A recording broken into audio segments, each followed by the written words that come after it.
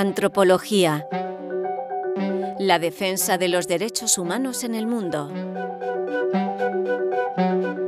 Beatriz Pérez Galán, profesora del Departamento de Antropología Social y Cultural de la UNED.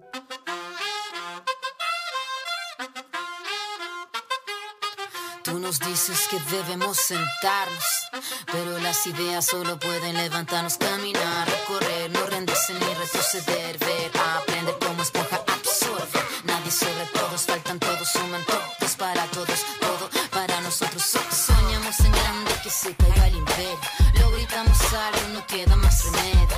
Esto no es utopía, es alegre rebeldía del baile de los que sobran de la danza tuya y mía.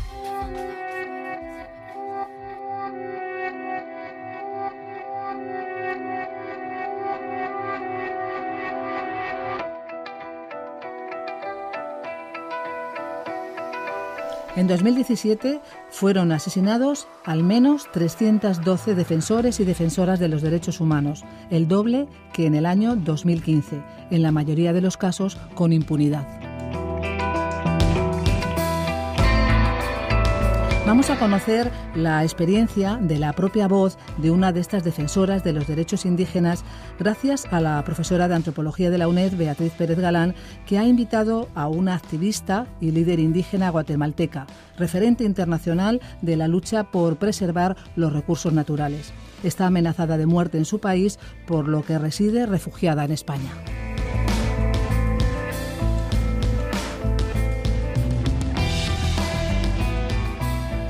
Bienvenidos, bienvenidas a este espacio de Radio UNED, Antropología en Radio, que dedicamos a conocer y a difundir la situación de los pueblos indígenas en América Latina y las amenazas a las que se enfrentan.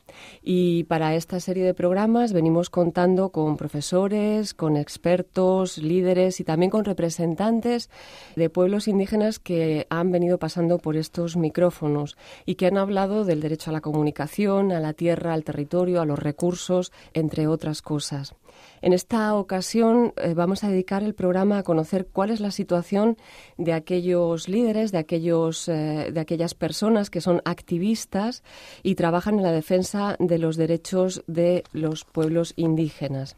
Como sabéis, como es conocido, en los últimos años asistimos a una creciente criminalización de la protesta social en todo el mundo.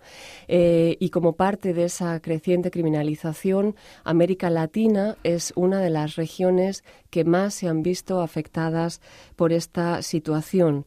Ello tiene que ver en parte con la explotación de los recursos naturales, que están sobre todo en territorios indígenas. Para ello, para hablar de todos estos temas, contamos con una invitada excepcional.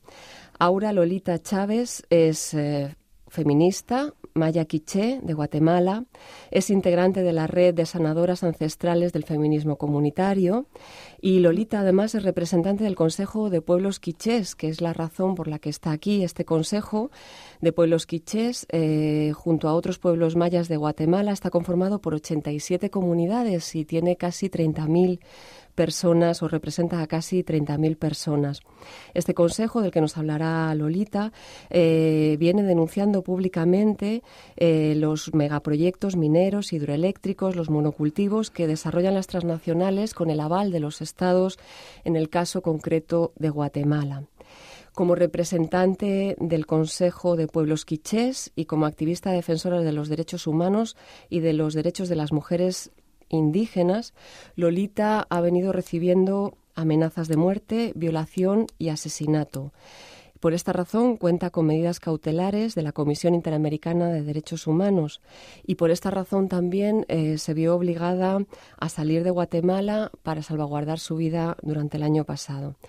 Y en parte esta es la razón por la que hoy contamos con ella en este programa. Lolita ha visto reconocida su labor a favor de los derechos humanos por el Parlamento Europeo, al ser una de las 3 candidaturas a recibir el premio Sájarov por la libertad de conciencia en 2017 y también ha recibido el premio Ignacio Ellacuría de la Cooperación Vasca. Sakrik, Lolita, bienvenida. Sakrik Utsawuts. Bueno, gracias por expresión inicial y reconocer también nuestro camino como pueblos y como CPK. Y cuando me dijiste Sakrik, pues para quienes nos están escuchando, es un idioma quiché, el cual yo hablo. Sakrik es también el saludo del día. Y yo te dije, Utsaguch es como decir, ¿estás bien? Y eso es lo que pues esperamos que estar bien, de que este saludo inicial también pueda recorrer nuestra voz y que pueda trascender fronteras. Quizá me van a escuchar un poquito como emocionada en los momentos de intervención, pero es también porque estoy profundamente vinculada a que estas voces van a llegar a nuestros territorios, a Abya Yala, como nosotras originalmente le decimos, y van a llegar a América Latina, pero también van a llegar a mi pueblo, y saber que trascendemos fronteras a través de la radio es inspirador. Así que Antropología en Radio, Malteosh. Gracias. Bueno, además te agradecemos doblemente porque sé que tienes una agenda muy apretada y en esa agenda tan apretada has venido del Parlamento Europeo, has venido de la Cumbre Mundial de Defensores de los Derechos Humanos de París la semana anterior, también has estado en Valladolid, en Burgos, en Palma, ya ni me acuerdo la cantidad de cosas para las que has venido en apenas 2 semanas, las 2 semanas pasadas y en ese contexto es muy valioso que te des un tiempo para compartir con nosotros tu experiencia personal. En ese sentido, como defensora de los derechos de los pueblos indígenas y como representante, como autoridad elegida del Consejo de Pueblos Quichés en la defensa del territorio, nos interesa, creo que es de interés para nuestros oyentes, en primer lugar, conocer cómo es que tú llegas, cómo es tu trayectoria remontándote a los años, ¿no? Al pasado. ¿Cómo es que llegas a convertirte en una defensora de los derechos de tu pueblo, del pueblo indígena maya quiché? Ya, mira, son historias que se entretejen. Cuando yo era pequeña niña, patoja diríamos en Guatemala, nunca me imaginé tener como la oportunidad de dar a conocer las violencias que atravesaban mi vida. Reconocer y dar voz a la historia que en mi cuerpo está la memoria celular que está en mi cuerpo, es en ciertos momentos difícil porque romper el silencio y hablar de las situaciones perversas, de los machismos, de las exclusiones, de la marginación, la cual también yo viví de chiquita, pues me mueve mucho, pero lograr hablarlo es también sanar. Entonces, yo me vinculo dentro del movimiento de la lucha por la defensa territorial, primero por la lucha por los derechos de las mujeres, porque este reconocimiento de que sufrimos de violencia en nuestras casas, en nuestras vidas, en la cotidianidad, era un diario vivir para mí, o sea, y lamentablemente yo lo había naturalizado y lo había como cotidianizado. Yo pensaba que eso era normal, lo había normalizado, porque la legislación en Guatemala en esa época no teníamos como esa expresión de derechos para nosotras. Quizás estaban en la legislación, pero eso no llegaba a las comunidades. Uh-huh. Entonces, unirnos en grupos de formación con mujeres después de la guerra, o sea, después de que vivimos, yo siempre digo que yo nací en la época de la guerra, yo nací en plena guerra. 1972 para Guatemala está prácticamente la expresión de los planes de genocidio. Y entonces, Quiché era una expresión de ataque permanente contra el enemigo interno que le llamaban a nuestras familias, a las comunidades, en fin, por la defensa también de los pueblos. Entonces ahí surge, pero nosotras nacemos como esa luz entre mujeres. Luego, cuando ya conozco a compas que se habían ido, como habían o sea, en la época de la guerra hubo mucho descabezamiento de liderazgos de la época, de la época de mi mamá. Entonces, cuando a mi casa llegaban a reunirse compas, pero después fue ese ataque, y los vuelvo a ver como en los 90, a los compas, y en ese trayecto de volverlos a ver me empiezo a vincular con el tejido revolucionario que ellos traían, porque algunos se habían escondido en la montaña, se habían ido a otro territorio o habían estado en el exilio, en fin, en tanto todos estos movimientos. Nos volvemos a conectar y ahí empezamos a entretejer no solo la defensa de los derechos de las mujeres, sino la defensa del territorio, toda vez que estaba otra vez entrando Estados Unidos a través del Tratado de Libre Comercio. Lo que sucede entonces en los 90, digamos, la espita que vuelve a marcar la necesidad de un activismo, es el TLC, es la lucha en relación al TLC. Sí, nosotras en Quiché ya conocíamos los alcances de ataque de los planes de Estados Unidos. O sea, por eso siempre yo no me mido la palabra en decir los yanquis de mierda, porque realmente para el pueblo quiché como para el pueblo maya, esta gente, estos planes que se dieron, los conocimos después y supimos que lo que pasó no es violencia común, no fue peleas de riñas entre comunidades, sino fue planificado. Y fueron ataques muy perversos, los polos de desarrollo que se dieron allá, todos los planes de la militarización, la venta de armas, todo eso lo conocimos. Entonces, cuando oímos otra vez el TLC, oímos el ataque ya viene otra vez. ¿Cómo afectó esta situación concretamente, esta situación de violencia a los pueblos indígenas, en el caso concreto al pueblo maya quiché, del TLC? Bueno, lo que pasa es que el Estado de Guatemala está tomado por la oligarquía, como cualquier otro caso. Te hablo, por ejemplo, Honduras, Salvador, en épocas de El Salvador, que tuvo sus épocas revolucionarias, y el gobierno pues puede ser que se diga que es de izquierda, en fin, pero el Estado en sí, por eso nosotros hablamos de Estado, estos estados de la región están tomados por las oligarquías. Entonces, cuando se dio todo ese, el plan del Tratado de Libre Comercio, en principio empezaron a privatizar los servicios públicos. Entonces, por ejemplo, salud, ya no nos hablaban de pacientes, decían clientes. Educación, estaba la banca dando créditos para, por ejemplo, la banca se metió en todas las estructuras. Si tú ves en Guatemala, los centros educativos universitarios, la mayoría son privados. Solo está la USAC, que es la Universidad San Carlos de Guatemala, que es la autónoma y que no le dan presupuesto para nada. Pero las otras, en todas están los bancos.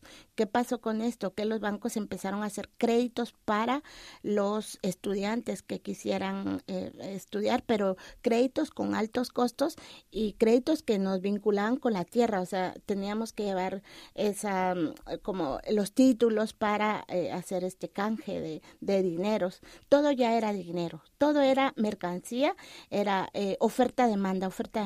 La medicina también ya no los daban en los hospitales y solo nos daban recetas para ir a las farmacias privadas. Entonces todo eso se empezó a ver, pero también nos decían de los productos que iba a ser que se abrían las fronteras para que saliera el café, el azúcar, pero el café y el azúcar y el banano en Guatemala está administrado por las oligarquías, no son los pueblos. Los pueblos se toman como mozos colonos de las fincas. Entonces no era una relación, pero tampoco igual, porque nosotros vivimos también que cuando llegaba por ejemplo, a Alemania, cuando lleva la cooperación a Quiché, siempre por ejemplo, los carros también son utilizados. Si se descomponían los carros, tenían que utilizarse empresas de Alemania Alemania. O sea, todo ese trabajo sucio de mercado perverso lo conocemos en vida, en carne. Y es un empobrecimiento brutal. Entonces, ¿qué significaba el TLC para los pueblos? Despojo, saqueo y muerte. O sea, el exterminio que ahora se está viendo. Lo dijimos en esos momentos. Uh-huh.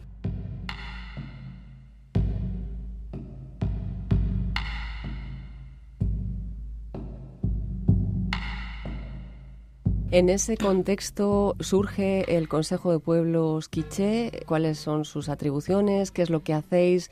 ¿Cómo surge? ¿Surge respondiendo a esa situación coyuntural que se ha alargado, que ha dejado de ser coyuntural? Sí, surge porque era una expresión de reciprocidad. Ahí nos convocó, me acuerdo, una articulación de pueblos también, Huaquipquiej, nos convoca a Quiché, porque no nos llamábamos CPK, y nos dicen hay que acuerpar porque tenemos una cosmogonía en donde defendemos territorialidad, no defendemos nuestro pedacito de casita donde vivimos como a veces se hace en el individualismo neoliberal, de que, bueno, yo defiendo mi cuarto porque aquí si yo estoy bien voy a estar bien yo, primero yo, segundo yo y tercero yo. No, allá lo que se hace es pueblos, comunidades, territorio. Entonces estaban atacando las empresas, ya estaban llegando mineras principalmente, hidroeléctricas estaban en plan, estaban atacando San Juan Zacatepeques porque estaban ya el ejército con ataques perversos a los defensores y defensoras y a las comunidades, porque allá no hablamos de un defensor, allá hablamos de comunidades completas defensoras. Y estaban Goldcorp, otra empresa minera, estaba atacando a las comunidades, incluso 8 mujeres que estaban con órdenes de captura desde ese entonces por la mina Marlin, que está en San Miguel Iztahuacán, Zipacapa, de San Marcos, estos 2 departamentos, y nos pidieron levantarnos. Por eso el CPK, la expresión que tiene es de reciprocidad, que nos levantamos no solo por lo que nos pasa, las luchas propias, sino también por otras. Pero ahí lo que pasó es que los sindicatos no escucharon nuestra voz, otros movimientos decían no están en nuestra agenda, las ONG nos decían no lo tenemos en los indicadores, los resultados que tenemos que entregar este proyecto no está vinculado a eso. Entonces ahí nos autoconvocamos y fue un proceso largo, pero de gran alcance. Ahora celebramos lo que en ese momento pues teníamos muchas crisis porque nos costaba juntarnos, nos juntábamos en el parque, siempre lo hacemos así en casas, tomábamos ahí un edificio y así nos fuimos juntando porque no teníamos como ni un proyecto ni una cuestión económica, nada, y era un servicio comunitario. Pero los compitas que estuvieron en el movimiento revolucionario ya saben de estos rollos que llevamos tamalitos, chirmol, y llevamos hierba, eso nunca hace falta ya, el ayote, el elote, el whisky, las frutas, siempre. Entonces, pues no pensábamos en dinero, pensábamos en vida. Uh-huh. Y en todo este trayecto del Consejo de Pueblos Quiché, ¿cuáles son los logros? O sea, de todo este tiempo de organización, de trabajo comunitario, autoconvocado, sin recursos, en condiciones de criminalización, ¿cuáles han sido los logros? Porque han sido muchos y muy importantes. Sí. Mira, en principio reconocer que la red que tejimos allá también es plural. Eso lo celebramos mucho porque primero nos decían, por ejemplo, el área urbana no se quería vincular con el área rural. La gente indígena o la gente maya, por nosotras no somos mayas, Naciones Unidas dice indígenas, pero bueno, entonces ahí el área urbana no, pero también la gente mestiza no se vinculaba con la gente maya, quiché y así. Uno de los grandes logros es que el consejo es plural. Si tú ves las asambleas, llega gente mestiza, quiché, se autodetermina y es libre. las asambleas se empezaron a hacer desde las comunidades con decisiones asamblearias democráticas.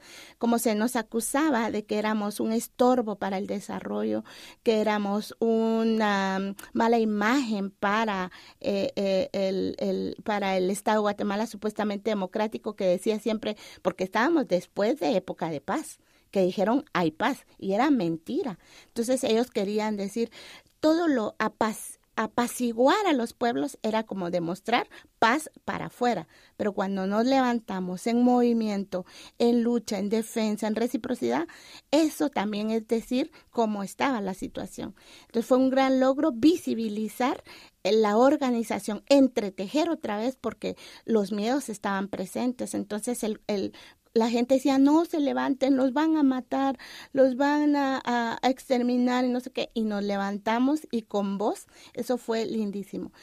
Parar 32 licencias mineras fue otro éxito profundo. Eso no lo celebramos nosotros. Ahora decimos, ahora que pues yo salgo y que puedo entretejer con otros pueblos, el pueblo mapuche, bribri y otros, decimos esto hay que celebrarlo en toda la región. Y luego cuando vemos a otras luchas en África decimos, no, la humanidad hay que celebrar que en Quiché, como en África o en otros lados, hemos parado licencias, 32 licencias paradas, que se vinculó a un logro nacional que fue parar más de 300 licencias mineras en Guatemala. Luego también parar a Monsanto. No sé si han escuchado de Monsanto, que en otro lado dice, uy, es que es muy grande, no sé qué, pues el pueblo maya y el pueblo, ahí fueron los 4, maya, quiché, maya, xinca, garífuna y mestizo, en Guatemala, derogamos una ley pro Monsanto y pro Bayer. Esa ley fue anulada. Luego también se logró que se interpusieran amparos contra otras empresas y ganamos los amparos. Entramos al sistema de justicia, un sistema racista, pero logramos. Interpusimos demandas, hay demandas contra el Estado de Guatemala en la CIDH, la Comisión Interamericana de Derechos Humanos. Estamos contra el Estado de Guatemala por la ley de minería. Luego también denunciamos expresiones de violencia sexuales y llevamos a perpetuadores a la cárcel. Esto también porque como en el Consejo no solo es en contra de las empresas extractivas, sino también luchar contra las múltiples opresiones y la violencia está ahí presente. También logramos parar. Logramos también que se derogara o abrogara un reglamento del agua, porque hay una crisis profunda.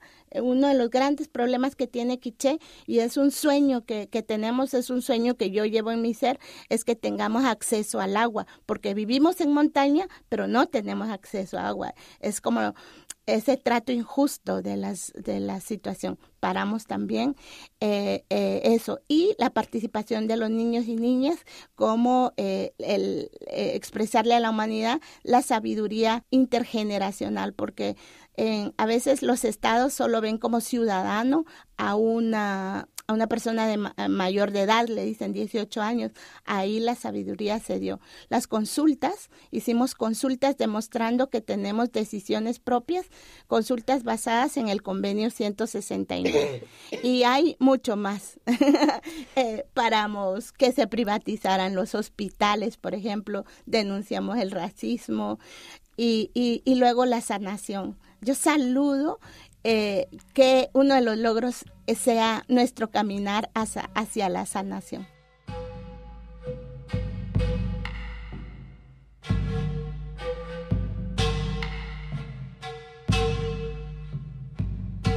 Lolita, en el caso concreto de todo este trabajo comunitario, ¿no?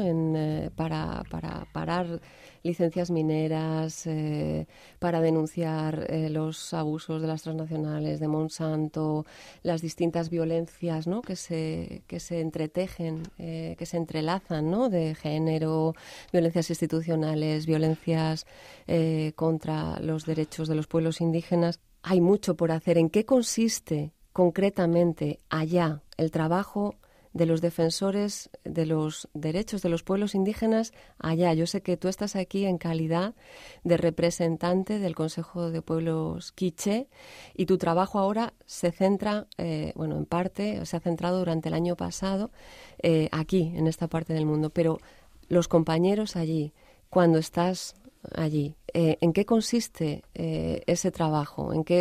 ¿Cómo hacen para poder llegar a todos esos logros que nos has compartido? Bueno, mira, es un trabajo bastante de, como decimos allá, tejidos finos. Tú ves mi tejido que ahora tengo, son tejidos finos. Entonces, ¿qué es lo que hacemos? En principio, respetar procesos asamblearios. O sea, cuando nos eligen porque tenemos un compromiso, un mandato. Son mandatos que se dan de pueblos. Entonces, ese es un servicio comunitario. No nos pagan para dar el servicio comunitario. Y como es asambleario, tu voz es voz colectiva. O sea, la sabiduría que entretejemos son por diálogos de saberes. Yo no puedo decir, es que esto que dije de la reciprocidad, del tzakat, de yo soy tú y tú eres yo, es porque a mí me nazca y soy la iluminada y soy la heroína. No, sino que más bien es todas esas expresiones de diálogos que tenemos. En las comunidades también hacemos asambleas, también informamos. Tenemos procesos asamblearios consultivos, resolutivos, informativos. Son fases de las asambleas. Hacemos movilizaciones y nos formamos. O sea, cuando hablamos muy sencillo y ustedes ven, ay, sí, que pues no tienen una hoja que están leyendo. Nos dicen, sí, pero hay una formación que se da y un compromiso disciplinario muy grande que se da con los tiempos, con los mensajes, y además hay un compromiso que se está evaluando. La gente, cuando nosotras expresamos lo que dicen las asambleas, porque hay actas también que se levantan en las asambleas, dicen, bueno, esto no lo dijiste así, esto lo hicimos así, una vuelve a repetir. O sea, no es que no tengamos la verdad absoluta, los defensores y defensoras, siempre estamos en constante evaluación. Hacemos ceremonias espirituales ya con el vínculo ancestral cosmogónico, que no se nos olvide de dónde venimos y nuestro horizonte, para también prevenir los ataques que tenemos. Hacemos ceremonias, luego también mapeamos. Es muy lindo porque los pueblos estamos en movimiento.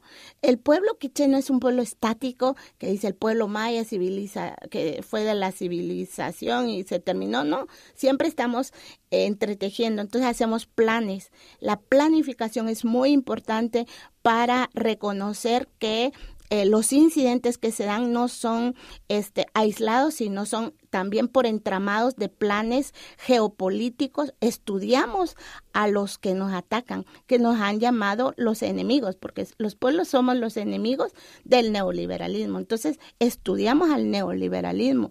Como decimos a veces en broma, nos tienen mapeados, pero también nosotros los tenemos mapeados. Entonces, hacemos eso. Nos vinculamos también con hacer fiesta, celebramos.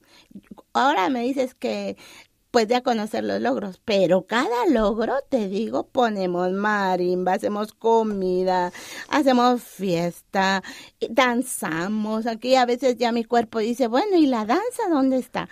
Porque con el fuego, danzamos con el fuego, nos vamos a los ríos. El Día de los Muertos, por ejemplo, celebramos a nuestras ancestras, es fiesta también, con los barriletes y todo lo demás. Ahora, ¿por qué yo quiero regresar a mi pueblo? ¿Y por qué? Porque me dicen, Lolita, pero aquí, mira, tienes comida, chipirones en su tinte y no sé qué. En fin, yo saludo la comida de aquí, que la comida es rica.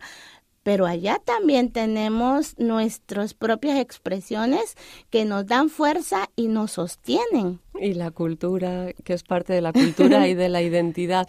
Lolita, ya quizás ya para terminar, del Consejo de Pueblos Quiché, del que tú eres representante, ¿cuántas mujeres estáis integrando este consejo? Y cuál es un poquito el aporte diferencial, el aporte especial con el que una defensora de los derechos, en este caso del pueblo quiché, con todos esos logros a las espaldas y también con todas esas amenazas y toda esa situación actual, ¿qué es lo que diferencia a una defensora de un defensor y a una defensora mujer, indígena, en este caso maya quiché? Bueno, hay bastantes expresiones que nos puede diferenciar, o sea, tenemos nuestra propia cosmogonía, o sea, cosmogonía tejida en pueblo, pero también cosmogonía tejida entre nosotras. Las abuelas que han mantenido la historia, la memoria de la propia identidad, la cultura, hay mucha expresión de medicina ancestral, por ejemplo, que nosotras siempre estamos vinculadas.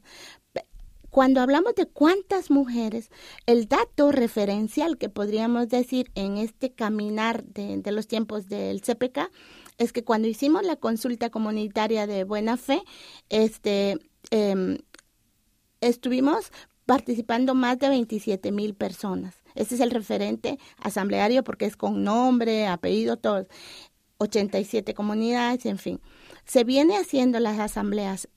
Ahora, ¿qué es lo que pasa? También tenemos desafíos, porque reconocer desafíos y situaciones que no todo es, ay, qué lindo, no, hay violencia, hay relaciones de poder en los territorios, como cualquier otro pueblo. No somos el mejor, el perfecto, ni el único, pero sí somos el pueblo con su propia expresión. Entonces, cuando vimos las asambleas, en las asambleas las mujeres sí participamos, pero ya por ejemplo, coordinación, ya se presentan barreras económicas, barreras de, por ejemplo, quiénes somos las encargadas del cuidado en la familia, los problemas del agua, quiénes son las que quiénes somos las que tenemos que conseguir sí o sí agua para la vida, pero no solo mía, sino para mi familia.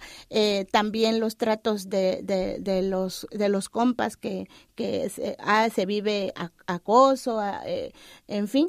Y entonces todas estas relaciones daban una desigualdad en la coordinación. Hay todavía ese desafío de trascender a que en las diferentes expresiones de participación, no solo asamblearias, estemos las mujeres, en las vocerías, en las tomas de decisiones, en las autoridades, y en ese caminar vamos. ¿Y cuál es el aporte que estamos dando? O sea, estamos planteando a las mujeres que sí hay que luchar contra el extractivismo como un compromiso político de pueblo, pero también hay que luchar contra las múltiples opresiones que nos están quitando la fuerza, nos están violentando, como la violación sexual, violencia y tortura psicológica, la violencia patrimonial, el acceso a la tierra, al trabajo digno, y todas estas expresiones hay que llevarlo como agenda política del pueblo, y por eso es que llamamos a la pluralidad y a la diversidad de las expresiones. Estamos ahorita planteando también que tenemos el derecho de tomar decisiones en nuestro propio cuerpo. No es posible que un ministro o con un diputado, hombre, racista, misógino, ¿qué te digo? De las iglesias, un monseñor venga a tomar decisiones sobre mi cuerpo. O sea, es ilógico, pero los mundos están tan locos que las leyes los toma en cuenta. Hasta el Papa puede decir que puede decidir sobre lo que puede hacer con mi cuerpo. Entonces, estamos planteando cuerpos plurales, nos estamos vinculando con feminismos de Abya Yala, y bueno, el camino es interesante. Bueno, da para mucho para poder hablar de feminismo indígena, feminismo comunitario, otras expresiones del feminismo de Abya Yala, otras expresiones de esas luchas comunes, ¿no? Ya para terminar, Lolita, ¿quieres enviar un mensaje a las personas que te van a escuchar, quizás de esta parte, pero también de allá? Sí. Mira, lanzar mensajes de cierre a veces de donde me han invitado me emociona mucho, pero también me indigna. Yo sé que mi vida ya no va a ser igual, porque vivir las violencias de ataques y de intentos de asesinato contra mí llora sangre. Y eso la humanidad tiene que asumir su responsabilidad. Yo le digo a Europa que que tenemos que luchar juntos, que tenemos que trascender contra las empresas transnacionales aquí y allá, que no miremos como diferencias de regiones, porque así como están matando aquí a la gente en el Estado español, como están matando también allá, nos están matando, tal vez tienen sus matices, porque aquí pues no los matan, aquí en Europa quizás los insultan, como por ejemplo que me contaban de que viejos, no sé qué, les dicen cuando defienden el territorio en contra de la minería, no los matan. A nosotros nos están matando. Y si alguien, otra defensora muere como murió, como fue asesinada Bertita Cáceres, que toda la humanidad exijamos justicia y que luchemos contra esas expresiones extractivistas, pero también contra los gobiernos. No es justo que las expresiones de extrema derecha sigan imponiendo la legislación para acumular. Nosotros no estamos hablando de acumulación, estamos hablando de vida. Yo quiero regresar a mi territorio y tengo ese derecho de regresar a mi territorio, porque mi vida fue quebrantada, mis hijos están en otro lado, mi compañero en otro lado, yo en otro lado, y sí, yo celebro la vida porque he encontrado mucha gente que me abrió sus puertas de su casa, y en fin, pero tengo derecho de territorialidad y de regresar. Es un sueño que yo tengo y espero que no pueda morir con ese sueño, sino que pueda vivir planeando la vida. Muchísimas gracias, Lolita, por compartir desde la sabiduría personal, desde el caminar, tu experiencia de vida y como defensora y lo que queda todavía por delante, que es un camino largo en el que no estás sola. Y ojalá que desde aquí, con estos espacios, contribuyamos a construir ese conocimiento compartido. Muchas gracias, Lolita. Gracias a ti también y a Antropología en Radio.